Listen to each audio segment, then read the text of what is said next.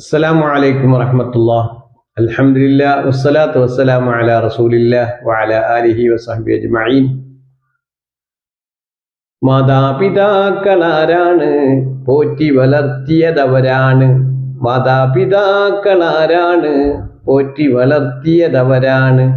ഗുരുനാഥന്മാരാരാണ്? വിദ്യ തരുന്നത് അവരാണ്. ഗുരുനാഥന്മാരാരാണ്? വിദ്യ തരുന്നത് അവരാണ്. മൂത്തവർ വാക്കുകൾ എന്താണ്? മൂത്തുപഴുത്ത കനിയാണ്. മൂത്തവർ വാക്കുകൾ എന്താണ്? മൂത്തുപഴുത്ത കനിയാണ്. മാതാപിതാക്കളാരാണ്? പോറ്റി വളർത്തിയതവരാണ്. ഗുരുനാഥന്മാരാരാണ്? വിദ്യ തരുന്നത് അവരാണ്. മൂത്തവർ വാക്കുകൾ എന്താണ്? മൂത്തുപഴുത്ത കനിയാണ്. മൂത്തുപഴുത്ത കനിയാണ്. ബഹുമാനിക്കുക നാം അവരെ ബഹുകേമന്മാരായിടുവാൻ. ബഹുമാനിക്കുക നാം അവരെ ബഹുകേമന്മാരായിടുവാൻ. ഒരു കുട്ടി മദ്രസയിലെത്തിയാൽ 1-ാം ക്ലാസ്സിലെ 1-ാമത്തെ പാഠം അദബുൻ എന്ന പാഠമാണ് പഠിപ്പിക്കുന്നത്. അദബുൻ എന്ന് പറഞ്ഞാൽ മര്യാദ എന്നാണ്. മര്യാദയുടെ ഒരുപാട് വിശദീകരണങ്ങൾ പറയാനുണ്ട്. മര്യാദയിൽ അദബുൻ എന്ന് പറയുന്നത് മര്യാദയിൽ മാത്രം ഒതുങ്ങുന്നതല്ല. നമ്മുടെ ബഹുമാനവും വിനയവും അച്ചടക്കവും അധ്യാപകരുടെ ഗുരുത്വവും പൊരുത്തവും പ്രത്യേകിച്ച് മാതാപിതാക്കളുടെ ഗുരുത്വവും പൊരുത്തവും ഒക്കെ നേടി വിജയിക്കണം ഒരു കുട്ടി. അതാണ് ആ 1-ാമത്തെ പാഠം അദബുൻ വെക്കുന്നത്. ആ പാഠത്തിൽ ആ എന്ന അക്ഷരമാണ് പഠിപ്പിക്കാൻ നാം ഉദ്ദേശിക്കുന്നത്. പക്ഷേ 2 അക്ഷരം കൂടെ ചേർത്തുകൊണ്ട് ഒരു പദം അവിടെ രൂപീകരിക്കുകയാണ്. അദബ് എന്ന് പറയുമ്പോൾ ഒരു പദം നമുക്ക് കിട്ടി.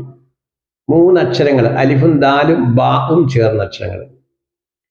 അപ്പൊ ഈ അദബുൻ എന്ന പദത്തിലൂടെയാണ് ഈ കുട്ടിക്ക് അവന്റെ ജീവിതം വിജയമാണോ പരാജയമാണോ എന്ന് തീരുമാനിക്കുന്നത്.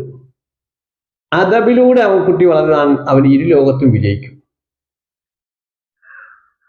അവിടെ പരാജയപ്പെട്ടാൽ ഇരുലോകത്തും പരാജയപ്പെടും. ഈ അദബിലൂടെയാണ് ബഹുമാനം വരുന്നത്.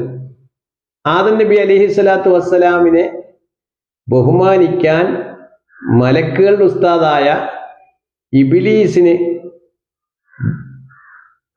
പ്രയാസമായപ്പോൾ, കാരണം മലക്കുകൾ സുജൂദ് ചെയ്തു, പക്ഷേ അവരുടെ മലക്കുകളുടെ ഉസ്താദായ ഇബ്ലീസിന്, അന്നത്തെ പേര് ഇബ്ലീസ് എന്നല്ല, അസാസീൽ എന്നല്ല, അസാസീലിന് എന്ത് ചെയ്യാൻ പറ്റിയില്ല? സുജൂദ് ചെയ്യാൻ പറ്റിയില്ല. കാരണം അവന്റെ കിബിർ, അവന്റെ അഹങ്കാരം കൊണ്ട് പറ്റിയില്ല. അങ്ങനെ ശപിക്കപ്പെട്ടവനായി. അപ്പം ഒരു അദബ് കേടാണ് അവിടെ സംഭവിച്ചത്. ഇബ്ലീസിന്റെ പേര് സ്ഥാനപ്പേരാണ്. യഥാർത്ഥ പേര് അസാസീൽ എന്നാണ്. ഇബ്ലീസിന്റെ പ്രവർത്തനം കൊണ്ട് കിട്ടിയ പേരാണ് ഇബ്ലീസ് എന്ന്. അതുപോലെ ഓരോരുത്തർക്കും ഓരോ സ്ഥാനപ്പേര് കിട്ടുന്നതാണ്. ഗുരുത്തക്കേടിന്റെ പേരാണ് ഇബ്ലീസ് എന്ന് പറയുന്നത്. അപ്പം ആ പേര് കിട്ടാൻ കാരണം അവന്റെ അദബ് കേടാണ്. അപ്പം ഒരു കുട്ടിക്ക് വിജയം തീരുമാനിക്കുന്ന അവന്റെ ഗുരുത്വവും അദബും വിജയവും എല്ലാം ആ അദബിലൂടെ വരുന്നത്. ഒരു കുട്ടിയെ ഏറ്റവും ഉന്നതിയിലെത്തിക്കുന്നത് അവന്റെ അദബ് കൊണ്ടാണ്. അപ്പൊ അദബ് ഉണ്ടെങ്കിലേ വിനയം ഉണ്ടാവത്തുള്ളൂ. വിനയം ഉണ്ടെങ്കിലേ അച്ചടക്കം ഉണ്ടാവത്തുള്ളൂ.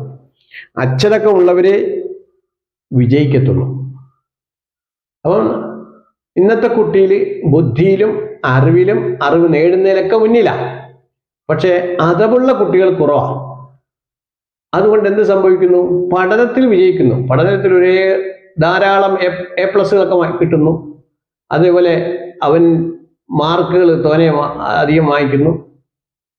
അവൻ ആ ഉന്നതിയിലെത്തുന്നു. പക്ഷേ ജീവിതത്തിൽ വിജയിക്കണമെങ്കിൽ എന്ത് വേണം? അദബ് വേണം. പഠനത്തിൽ വിജയിക്കുന്ന കുട്ടികൾ ജീവിതത്തിൽ പരാജയപ്പെടാൻ കാരണം അദബില്ലാത്തതുകൊണ്ടാണ്. നമ്മുടെ മദ്രസാ സംവിധാനം പോലും ഇന്നത്തെ ഒരു വിഷമാവസ്ഥയിലാണ് നമ്മൾ പോകുന്നത്. കാരണം എന്താണ്? പക്വത എത്താത്ത സമയത്താണ് നമ്മളെ മതം പഠിപ്പിക്കുന്നത്. തിരിച്ചറിവും പക്വത എത്തുമ്പോഴേ മദ്രസയുടെ പടി ഇറങ്ങിക്കഴിയും. അപ്പോൾ ശരിയായ ഒരു വിദ്യാഭ്യാസം നമുക്ക് വേണ്ടതുപോലെ കിട്ടുന്നില്ല.